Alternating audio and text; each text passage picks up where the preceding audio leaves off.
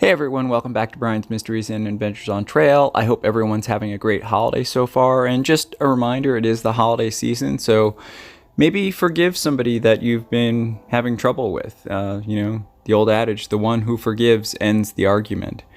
In any event, today we are going back to Friday, January 25th, 2002 in Harris County, Georgia. Now, this is one of the most requested cases that I have received, and I've done a lot of research on it. And one thing that strikes out to me in the core, well, if we're looking at the map, this is in the United States, and it's in the state of Georgia near the border of Alabama. But if you look at these maps, and this is where the actual event happened, there is literally nothing around. I mean, this dot kind of represents where the closest location was. And then these are just some pictures of the road. So if you were actually standing on the road looking down it, and as you can see, it's just a wooded area. There's not much around.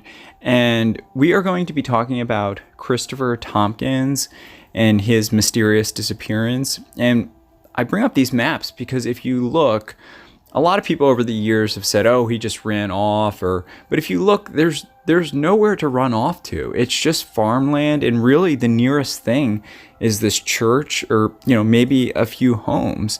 And really, in my mind, the only reason someone would run off is if somebody was chasing me. And this is Christopher. At the time of his disappearance, he was wearing a pair of navy blue pants, plaid jacket with a gray hood, a black skull cap, and he has a tattoo on his right arm, which is his name basically written in vertical letters, inside an ice cream cone. And the ice cream cone part is in the head of a joker wearing a hat. And he was roughly 5'9" and 30 pounds. He is an African American male, and like I said, he is a very young guy. He was only 20 years old at the time when this happened, and this day was like any other day. He left his home, he kissed his mom goodbye, he arrived at work around 8 a.m. Apparently he left his car at the office and then rode with a coworker to their job site at this day, and they were working near this county line road in Elsley, which is a part of Harris County, Georgia. And he was with a 4-man working team apparently, and he was working as a surveyor. And Christopher, apparently they were in this line, and Christopher was apparently at the end of the line. Apparently the men took their regular lunch break and they got back to work, and one of the coworkers was having a conversation with Chris.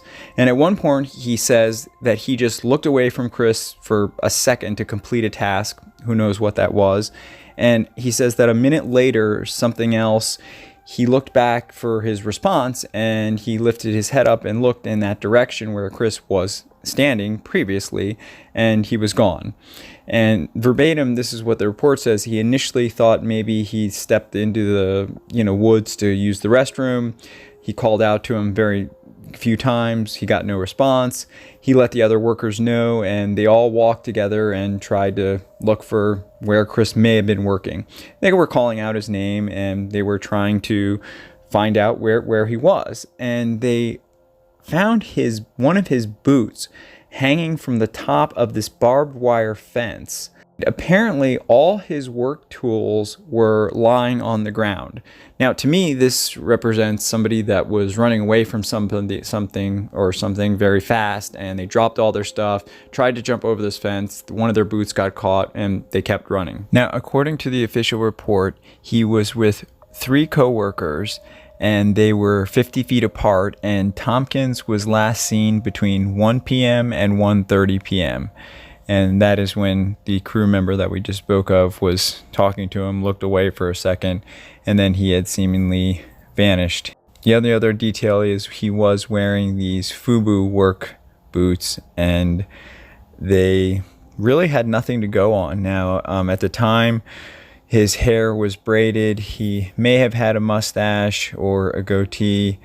And we do know that he was wearing those tan FUBU work boots, so we do know that it was one of his boots.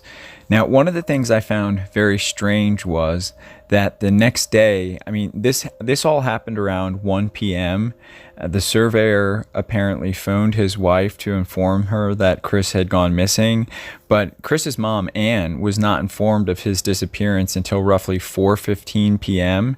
Then the following day, January 26th, the local sheriff's department, they started conducting their official search, and they found more evidence. They found part of Chris's blue pants on the barbed wire fence. They found where they had found the boot. Nothing else was at the time discovered by the police, and of course Chris was still nowhere to be seen. This is a very small community in Harris County. Apparently it's not that far from Columbus, off of Highway 27. Christopher had just recently gotten this job with this surveying company that was owned by a friend of his mother. And this day, he was working on Highway 85 with this 4-man crew, and something was amiss. I mean, as you can see, it's just wooded areas all around, and something after their lunch break, something happened. Now, we only have what the witnesses testify to, but according to the Georgia Bureau of Investigation, Chris had no regular reason for running off. He was in good spirits. He had a lot ahead of him. He had just gotten this job. He was a healthy young man. He didn't have any, past suicidal tendencies or anything like that.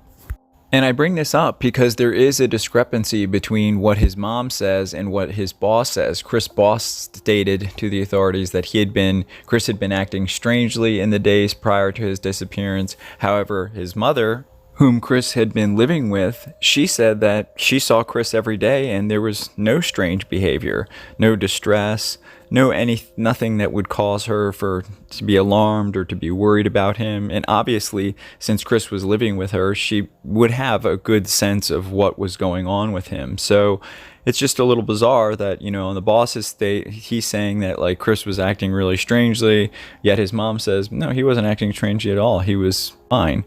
And there was no mention of the authorities, whether they tried using sniffer dogs to pick up a trail.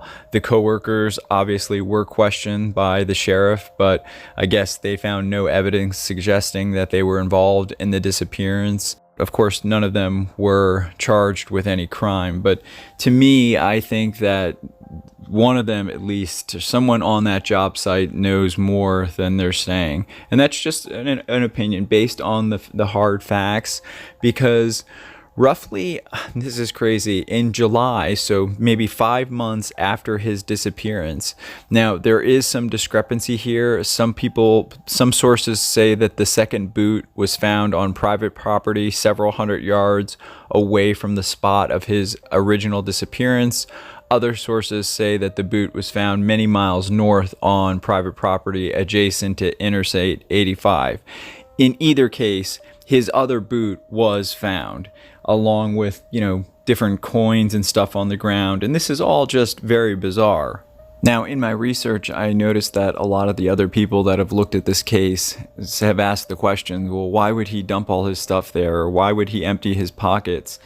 And to me, I don't think it was a deliberate action. I think that he was being chased and trying to get over this barbed wire fence. And those of you that are familiar with barbed wire, if one little thing gets caught on it, it can be very hard to get off. And I'm guessing that stuff just tore his, the piece of fabric that they found. He lost a boot going over, and when he went over, all his change and everything, and he probably just dropped the tools so that he could move quicker and get away from whatever it was. And I'm guessing because there was no evidence of an animal attack, there was no blood or anything like that found at the scene.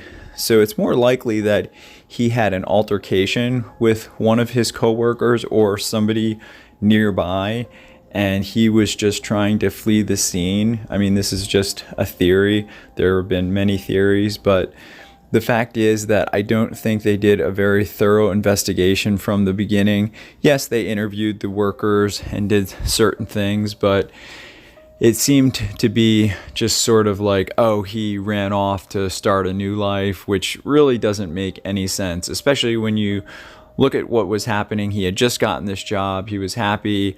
There was no reports of him being depressed or anything like that. And based on the evidence, his boots being found in different areas.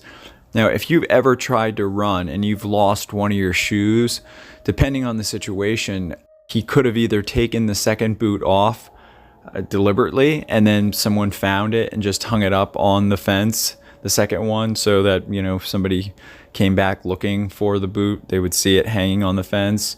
There's so many possibilities, but the fact is that if you've ever tried running with just one shoe, especially a boot that has a heel, it can be very challenging and easier for you to trip. So he could have just taken it off deliberately so that he could move quicker to escape whatever he was trying to flee from. That is, again, with the theory that he was running from something. I'm not saying that's what happened, but it just seems to be the most logical scenario.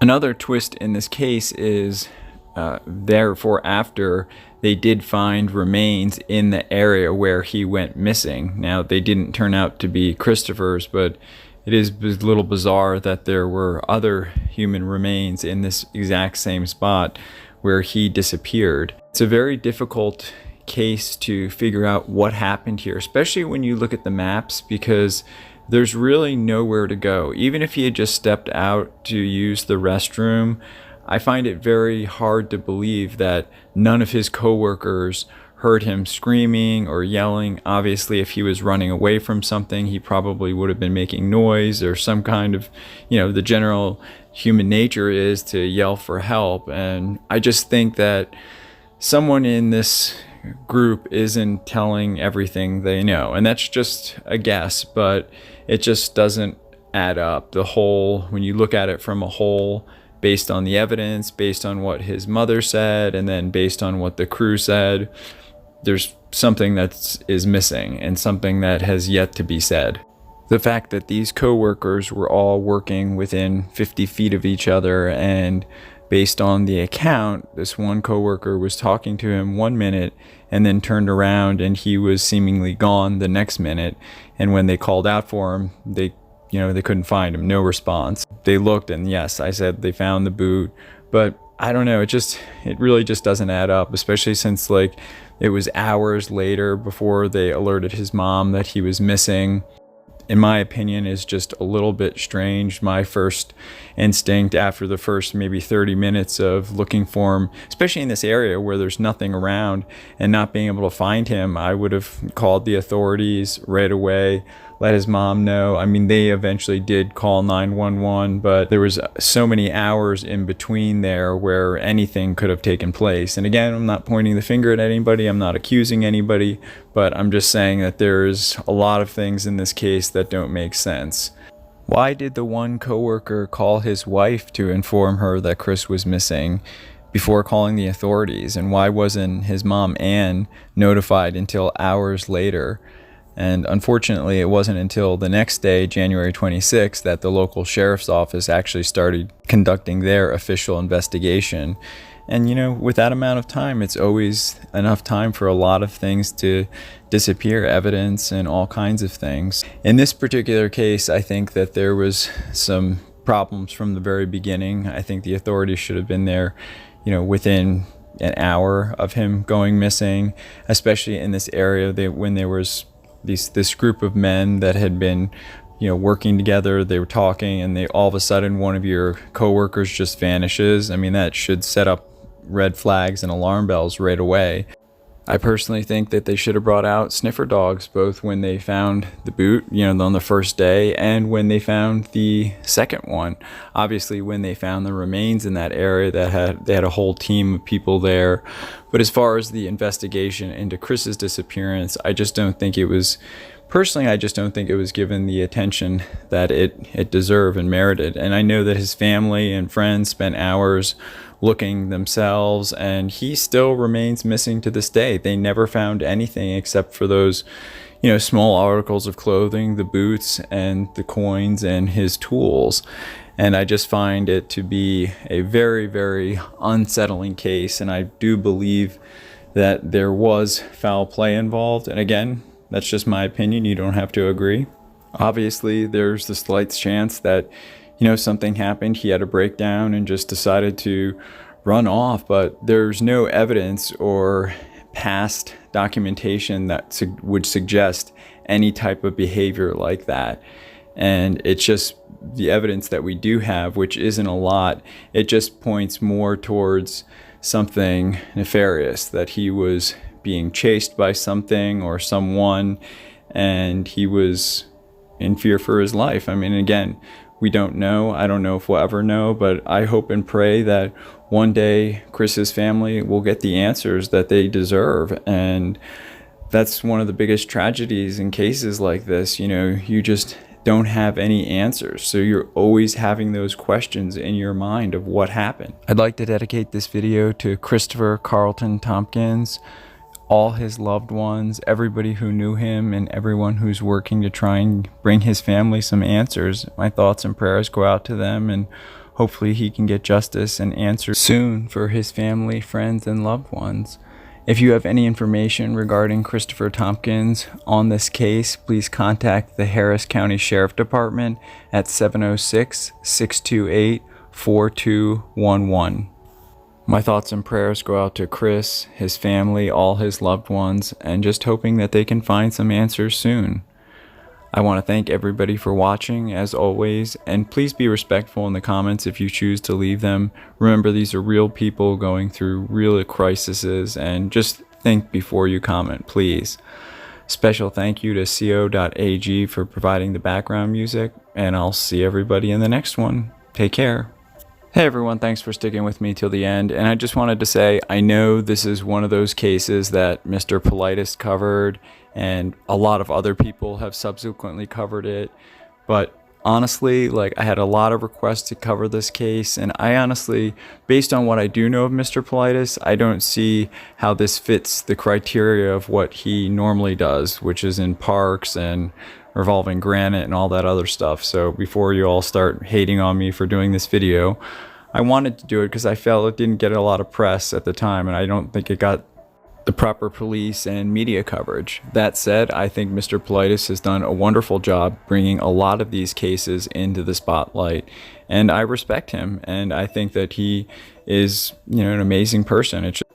We are two very different people, and we have a different way of approaching this. And I've said this in the past, I think the more people that are presenting these cases, the more people that are getting the word out, the better.